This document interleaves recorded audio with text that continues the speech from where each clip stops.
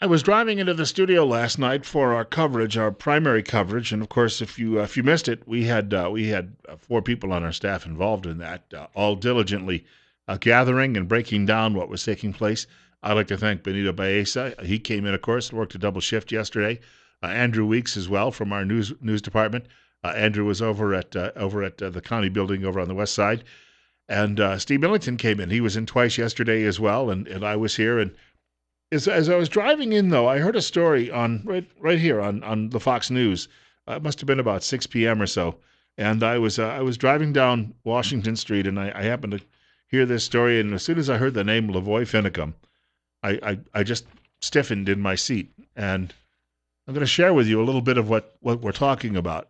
Oregon Live, which is the website for, I guess, Oregon's largest newspaper out of Portland, uh, had a story about 20 hours ago. It hit, and it says that here's the thing: establishment media is saying the shooting of LaVoy Finicum was justified, but however, although here's where we go off on this, and this is actually a fellow who has a website called photographyisnotacrime.com, and he's linked to the story from Oregon Live, and he says one FBI agent shot his gun twice but claimed he never fired. Now, troopers, we knew that the troopers had fired, and yet we didn't know that one of the FBI agents was firing rounds, and then the guy claimed he didn't. I don't know how you expect to get away with that. The U.S. DOJ said those bullets did not strike the Arizona rancher, who had been part of a group of activists occupying the Malheur National Wildlife Refuge throughout January. Finicum instead was shot 3 times in the back by Oregon State police officers, including one bullet that pierced his heart. Not in the front, by the way, but again, shot in the back. The shooting death was ruled justified because the officers said they were in fear for their lives. Now, one of his compatriots, there were 3 other people traveling with him in the truck, which had a front and back seat. One of his compatriots, she was able on her own cell phone to videotape. I guess the government overlooked that. They could have erased it, right? Or deleted it. But she was able to videotape what was going on from inside the truck. Yes, it does appear that Mr. Finicum did not cooperate wholly when he was told to do a few things by the government agents and as well the state police. But, and so the troopers and the FBI agents say they feared their lives were in danger. They responded. Okay, I understand that. Law enforcement, its job is not to go stand there and get shot itself. After a while, you wouldn't have anyone left in law enforcement, and the criminals would be ruling the streets.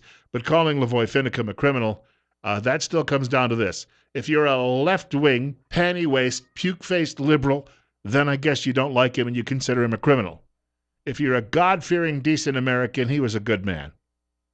So let me just, of course, I'm a little opinionated on all of that, but I'll share a couple of things with you. And I sat down and I watched the video that Shauna Cox took from inside the truck today. They had an 18-year-old girl, teenage girl, who was a complete innocent in the truck. She and her family come from they're from Montana. They're a family of singers. They had actually gone to the refuge to see what was going on.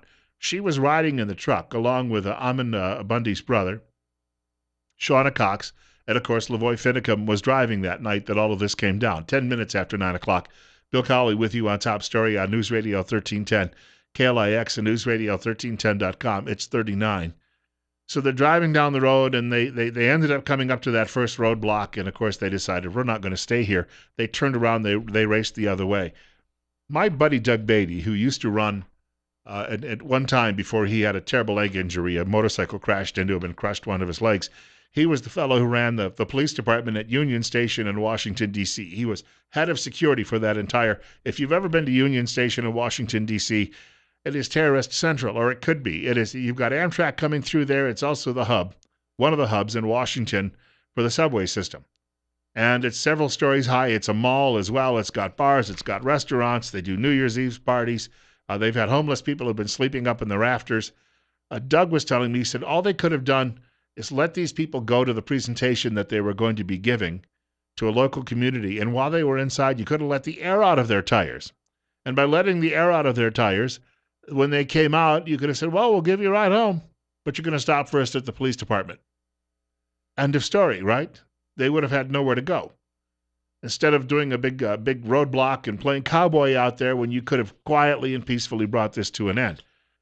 So what happened is they turned around and Finicum was speeding at about 70 miles per hour going the other way, and they put up another roadblock. And he ended up going off the road and into snowbank, and the truck got stuck. And that's when you see him from the aerial pictures jump out, and he throws his hands up, and then his hands go down a couple of times, almost as if he was being given conflicting orders. Well, there's a lot of shouting going on. You could even pick it up on Shauna Cox's video. So we know that now. But here's the thing. Yeah, okay, they may have feared for their lives. And it is said that he was carrying a pistol. Now, I've raised the question, how did the pistol get there? Or, I'm just saying, we're dealing with federal agents, and the way that they behaved in previous instances at Ruby Ridge, and they're willing to lie, and they're willing to cover things up, all of a sudden it throws doubts on their stories altogether. I'm telling you right now, when they say, well, yeah, but he was reaching for his pistol and we found his pistol on him. Well, wait a minute. You lied about shooting on your own. Hello?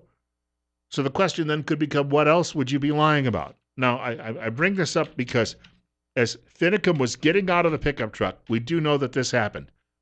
And they have found where the shot actually struck.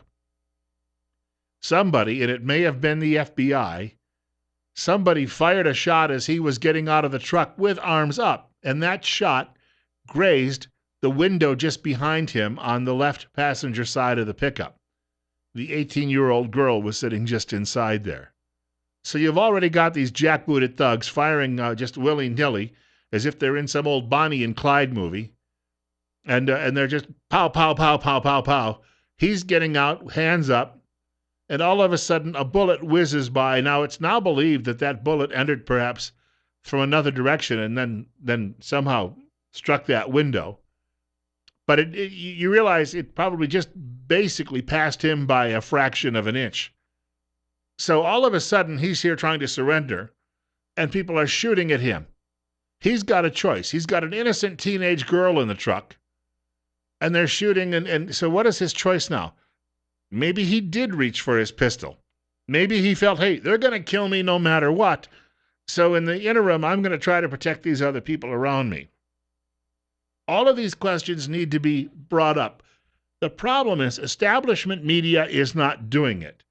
The lead at Oregon Live and all of these other newspapers, and there's very little television or network coverage of it. It's funny how that just all evaporated. Some caller to our program mentioned when all of this went down, how quickly it all vanished from the Drudge Report.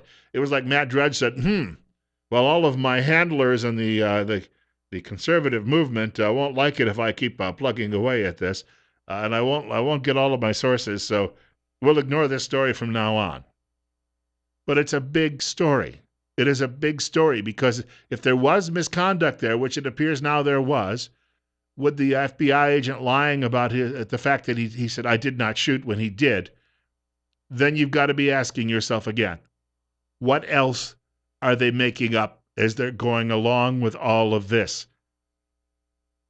You can reach me at the program today by calling 736-0300. That's 736-0300. It's 9:15. It's 40 right now. Bill Colley with you on Top Story. And they don't want the media coverage of this. Let me be clear about that. And all the media stories start out by saying, well, they were justified, and then buried way down in the bottom, but the FBI did lie. Well, I'm sorry, folks, but that should be the lead in all of those stories. We have a caller looking to join us. You're up next. You're on the air with Bill Colley on Top Story. Yes. I watched the video this morning, and I also watched the video from the chopper. And am I right to assume that FBI agent actually jumped out in front of that vehicle and fired 2 shots before Finicum even got out of the vehicle? That was the other thing. They said, well, he nearly hit somebody. Well, if you're jumping in the way, yeah, and you're taking your own life into your hands doing that. So again, he might have been playing cowboy, right? Well, I'm under the impression that he jumped in the way to neutralize Finicum before he even got out of the vehicle. Right. And so they may have just thought, well, pump a couple of shots into his chest while he's sitting behind the steering wheel. Yes, because there was 2 bullet holes in the driver's side front windshield. Right, and then the third one is in that left rear passenger window. It's just sketchy. They screwed up. They need to fess up. Amen. Hey, thank you much for the telephone call, sir. Bill Colley with you this morning on Top Story on News Radio 1310 KLIX and newsradio1310.com. It's 39 and you're up next. You're on the air. Hey, morning, Bill. I wanted to say something about the pistol that they found in the left pocket of his Levi jacket, just loose in his pocket. Those guys didn't carry pistols just loose in a pocket. They carried them in a holster on their hips, and his was a revolver, and he always carried it on his right. And even when they went and got those guys at the refuge center, they had his pistol there at the center. And so I don't buy that it was his 9mm pistol. It may have been his pistol, but someone may have Levi dropped it jacket. there. It may have been his pistol. Someone may have dropped it there. I'm sorry? It may have been his pistol, but someone else may have planted it there, right? According to what I've heard, they said it was a stolen 9mm pistol is what it's recorded. So I don't know. There's so many things I don't know what's actually true. But I know he didn't carry them. Those guys don't carry pistols just loose in their pockets. Right. Yeah, the ranchers are people who are well trained in the use of firearms because of all of the rattlesnakes and everything else you got to deal with. Thank you much for the call, sir. You're next. You're on the air with Bill Colley on Top Story. Now, Bill, I've been kind of worried that we have forgotten about LaVoy and how he has suffered over what really was a good cause. Maybe the way they did it was wrong. But if you remember the FBI agent who first showed the video, I can't think of his name. He was heading up that investigation there. He has a history of this type of activity, and he had a history with these ranchers, if I'm not mistaken. My wife and I talked about this, but I've forgotten the details. But you see, this guy is really sketchy. This head of the FBI that was in head of this investigation. So I wish I could spread more light on it, but it's something we should check out again because there is history with him that is not necessarily for the people. And I'll hang up. Thanks. Hey, thank you much for the call. And the FBI, this is not the FBI that, when I was a kid growing up, yeah, all right, J. Edgar Hoover had some issues, and he was like running something similar to the KGB at times when it came to domestic surveillance. However, the people that were recruited and worked for the FBI for many, many years, these were the cream of the crop. Straight shooters, and I mean that in a figurative sense, but also in a literal sense. They were decent people. They were people who were patriotic, had a love of their country, believed that their job, was a job that was noble. But like anything else in government over the last, 30 years or so, well, we need a few more left-handed people over here, and we don't have enough homosexuals, and we got to hire a few more of those, and then we need a couple of ne'er-do-wells from over here, and we don't have enough women, and we don't have enough short people, and we don't have... So now you've watered it down.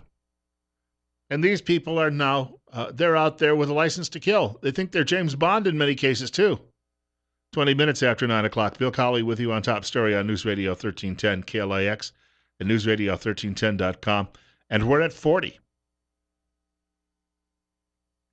We went through all of this primary discussion this morning, and we had the discussion yesterday, and Idaho Republicans and conservatives and even members of the Constitution Party came out yesterday and voted.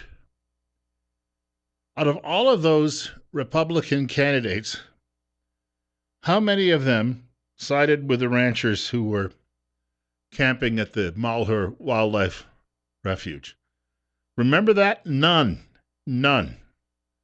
Chris Christie went all law and order. I'll come in there and I'll show them the what for. And Ted Cruz was about the friendliest, saying he understood some of their arguments about federal overreach and the like. But again, he said, this is a bad idea.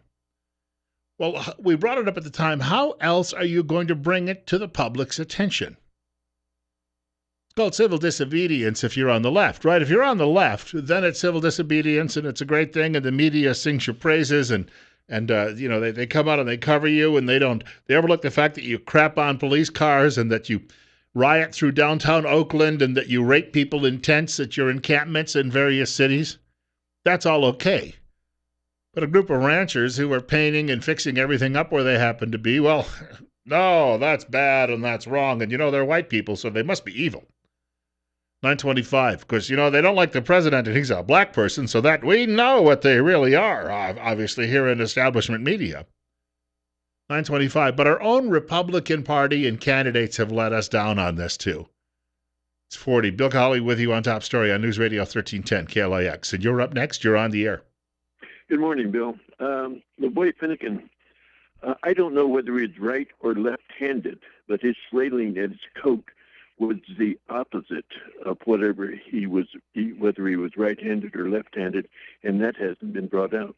Well, and I have seen photographs of him actually at the refuge with his holster on his right side. Yeah, and he was grasping for his left side. Right. Somebody suspected maybe even there was a bullet that he took. We got to find out, I guess, exactly when he took the 3 bullets in the back. He had. Thank you for the call. He had turned around because somebody was shouting to him from the other direction, and then we felt threatened. He turned around at whatever the shouting was, and then he took the 3 bullets supposedly in the back. But one earlier claim had been that he may have already been shot. And that bullet that grazed the window behind him as he was getting out, perhaps it did graze him too. And if he's in some pain, he may be reaching for that. I don't know that the autopsy report made anything public along those lines. You're up next, and you're on the air on KLIX. Good morning, Bill. Thanks for the opportunity to talk to you. Hey, I would like to ask you what you see the difference is between this LaVoy Finicum and the Jack Yancey shooting. It seems that you have 2 separate points of view on those. Just listen. Yeah, and I do. All I've said is on the other one, I'm willing to keep my an open mind on that because we don't have apparently a lot of photographic evidence on the other one, and that was the rancher, of course, shot by the sheriff's deputies a few months ago. And what we have is the state police have finally come forward with their report. The state police were not involved in the shooting here in Idaho. They interviewed 40-some witnesses. They've turned it over to the AG's office. The fact that it's gone to the AG's office may be, I don't know if there's a hint there, but it may be that they have found something they think is worth the AG looking into. I'll leave it at that. But I'm telling you right now, all we know about him is he was not happy about his prize bull getting hit, and I think there's a huge difference. That turned into a confrontation that may have escalated, and that's unfortunate. And who knows? I wasn't there. Maybe the deputies did overreact in shooting him. But it sounds to me like he came up on the scene and jumped out, and if he was armed, somebody could have thought, hey, wait a minute, what is this guy up to? Where I think in the case of LaVoy Finicum, you've got a guy who, as I said earlier, they could have waited for all of these. The group was going to have a meeting and a discussion with the local community.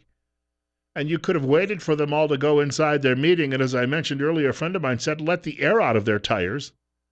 And then when they came out, they would have had nowhere to go other than to accept a ride from the government. So I think there's a bit of a difference in that situation. But we don't have any video evidence coming out of the shooting here in Idaho yet, and I don't think we're ever going to have any. I don't think anything exists unless there's a dash cam, but a dash cam is like looking through a straw. You can't see anything on the sides of it, right? 928. You're up next. You're on the air with Bill Colley on Top Story on News Radio 1310 KLIX and newsradio1310.com. Hello. Hello. Hi. You're talking about the ranchers out in Oregon, the shooting? Yes. There's a video posted today on Infowars.com under U.S.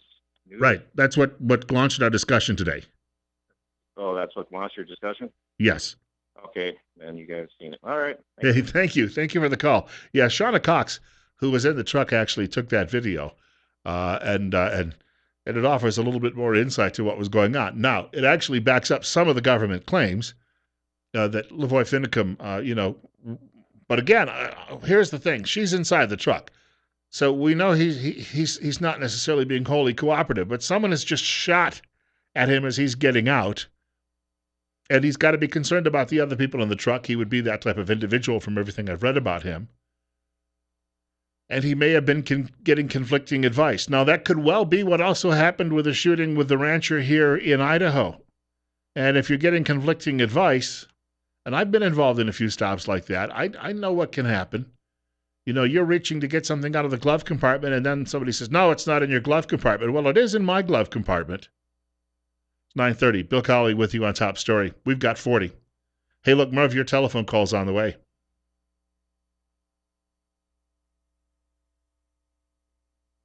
Longtime listeners of this show, and if you do it in beyond a cafeteria style, where you're here for more than just a few minutes a day, will also remember that right after the video was released, the government video that you happened to see of Finicum that was shot from the video was taken from the government drone that was overhead. I had said, because there were people at the time who said, well, it appears there's a muzzle flash, and so he may have been shot and was reaching not for a gun, but he was reaching obviously because of just the reaction to the pain, or to the normal human reaction in that situation. And I said I didn't see any muzzle flash. So I have not been sitting here, as the caller said, well, what's the difference between the two shootings? I have not been sitting here for the last month and coming out and saying, one was justified, the other one wasn't. I was a little skeptical, and I know a lot of people who are so enraged by what's happened that I don't think that they thought clearly while they were watching that initial overhead video of the shooting in Oregon. But I'm telling you that what changes this whole story is the FBI agent saying, I didn't shoot, when indeed it turns out that the FBI agent did shoot. So there's a big difference here suddenly in this story that didn't exist beforehand. And that changes our discussion on it considerably. 9:35, Bill Colley with you on Top Story on News Radio 1310 KLIX and newsradio1310.com. Now, I do not see any muzzle flash while Finicum is facing the troopers, as some people claim they have seen, and I've watched that video multiple times. It's not to say it isn't there. Maybe I don't know what I'm looking for. But again, the story, the whole nature of the story has changed just because the FBI can't get its story straight. And if you can't get one part of the story straight, my point is, what else in this story perhaps could be part of a cover-up? 9:36, Bill Colley with you on Top Story on News Radio 1310 KLIX and newsradio1310.com. If you do listen to this show in a cafeteria format, and that's meant to say pick and choose now and then, it may well be because you've got hearing issues, and of course you're concerned that you can't hear every part of the show. So we've been recommending a visit to Dr. Christine Pickup, a doctor of audiology. She is at Mount Harrison Audiology in Rupert, 1218 9th Street, Unit number 2. The telephone number 208-312-0957, or go online, MountHarrisonAudiology.com. And remember, diabetes and hearing loss are linked. If you or a loved one are struggling with diabetes control, it could also be affecting your hearing. The inner ear is incredibly sensitive to changes in your blood supply. High blood sugars can cause hearing changes. Be sure to have your hearing screened today. Can I add as well, I don't think Donald Trump would in any way at all be friendly to the plight of the ranchers and the arguments that they're making in all of this. He finished second in the Idaho primary yesterday, and a lot of the people who've been making the most noise in his support, I do not understand this. These were the people who were on the bandwagon for Rand Paul. Now, Rand Paul doesn't like Donald Trump because he doesn't think Donald Trump has any idea what's in the Constitution or any respect for it. Donald Trump would rule by whatever his emotions tell him to do. That's the argument being made against him. And yet many of those Rand Paul supporters who also supported the ranchers in Oregon are now supporting Donald Trump, as if somehow he would be looking out for those very same causes. I don't think so. And when I mentioned earlier, none of these Republican candidates got behind these fellows when they were actually camping out at that wildlife refuge. None of the Republican candidates came forward and said, you know what? They've got a legitimate beef, and I've got no problem with them being there as civil disobedience. Didn't happen. So right now, your choices when it comes to voting, if you don't look beyond the Republican Party, and we pointed out yesterday, there are only 2,000 registered members of the Constitution Party in all of Idaho, and challenges, name one of their 3 candidates for president. And what were the results from yesterday in that Constitution Party primary in this state? So go look in the mirror on some of these issues and ask yourself, do some soul searching, who's really on your side in all of this? Because there are very few people in politics right now. Even in the state of Idaho, you can find very, very few people. Do you know that over over in Oregon. Many of the state legislators there just turned a blind eye to all of this. It turned out that most of the support that these guys were getting, it was coming from legislators in Nevada who were traveling up to Oregon and meeting with media and making statements. Now, at some point, you've got to ask, are all of these politicians just putting a wet index finger into the air and seeing which way the wind is blowing? And if that be the case, then who really can you trust anymore? And then you come to the realization we're completely on our own. And by being on our own, we can no longer trust anyone in elective office. All right, then what's next? Now, there you go. There's the $64,000 question.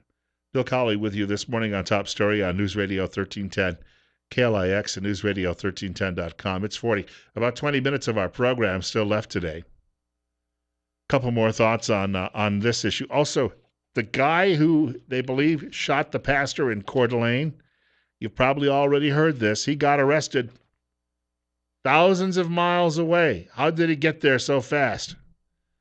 Got to have a lead foot, I guess. We'll have more details on that coming up on Top Story on KLIX.